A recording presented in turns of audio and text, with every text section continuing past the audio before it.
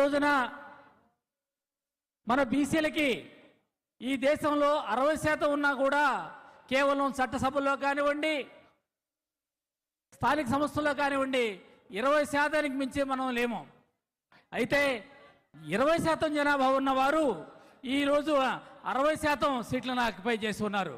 ఎందుకంటే మనలో చైతన్యం లేకపోవటమే. వీళ్ళు ఏమంటున్నారంటే మనకు సీట్లు ఇవ్వమంటే బీసీలు అంటే బలహీనమైన అభ్యర్థులు కాబట్టి బీసీలకి సీట్లు ఇవ్వలేము అని చెప్పేసి అంటున్నారు.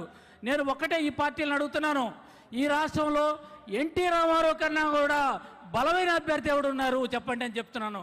అటువంటి ఎన్టీ రామారావును ఓడించిన చరిత్ర బీసీలకు ఉంది. కాబట్టి బీసీలు అంటే బలహీనమైన అభ్యర్థులు కాదు, బలమైన అభ్యర్థులు అని చెప్పేసి ఈ సందర్భంగా వీళ్ళకి తెలియజేస్తున్నాను.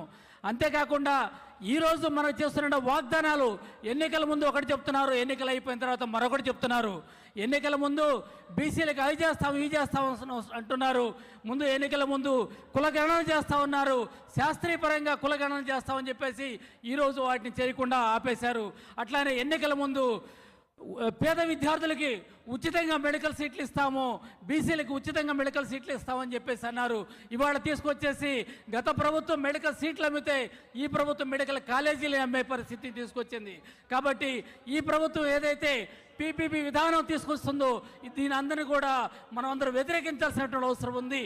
అంతేకాకుండా ఈరోజు ఈ రాష్ట్రంలో రెండు పార్టీలు ఉన్నాయి. ఒకళ్ళు 5 సంవత్సరాలు దోచుకుంటే ఇంకొక 5 సంవత్సరాలు అన్నట్లుగా వాళ్ళిద్దరి మధ్య ఒడంబడిక ఉన్నట్లుగా జరుగుతుంది. మనకి వేరే అవకాశమే లేని పరిస్థితి ఉంది. ఒక థర్డ్ ఆల్టర్నేటివ్ ఈ రాష్ట్రానికి ఎంతో అవసరం.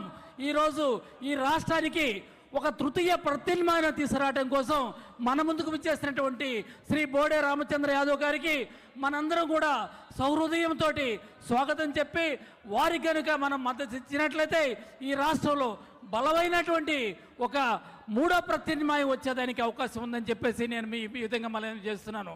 అంతేకాకుండా ఈరోజు ఉన్నటువంటి ఈ పార్టీలు బీసీ నాయకుల్ని అవమానిస్తున్నారు, అవహేళన చేస్తున్నారు, వాళ్ళకి ఎటువంటి అవకాశాలు ఇవ్వకుండా అణగదొక్కుతున్నారు.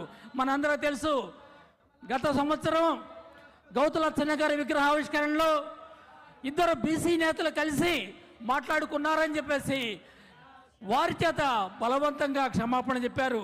అయితే వాళ్ళ కుటుంబాలు ఇవాళ ఎవరైతే మనం పరిపాలిస్తున్నారో వాళ్ళు చూసినట్లయితే భార్య ఒక పార్టీలో ఉంటే భర్త మరొక పార్టీలో ఉంటున్నాడు. అట్లానే అన్న ఒక పార్టీలో ఉంటే చెల్లెలు ఒక పార్టీలో, వదిన ఒక పార్టీలో ఉంటే మరిది ఒక పార్టీలో ఉన్నారు. వాళ్ళు ఏ చేసినా తప్పు కాదు, కానీ బీసీలు ఏ చేసినా కూడా నేరంగా చూస్తున్నారు. కాబట్టి ఈ వివక్ష అనేది మనం ఎదుర్కోవాల్సిన అవసరం ఉంది. ఎంతకాలం అని మనం మనకి అన్యాయం చేస్తున్నటువంటి వాళ్ళకి ఓట్లేసి గెలిపిస్తాం.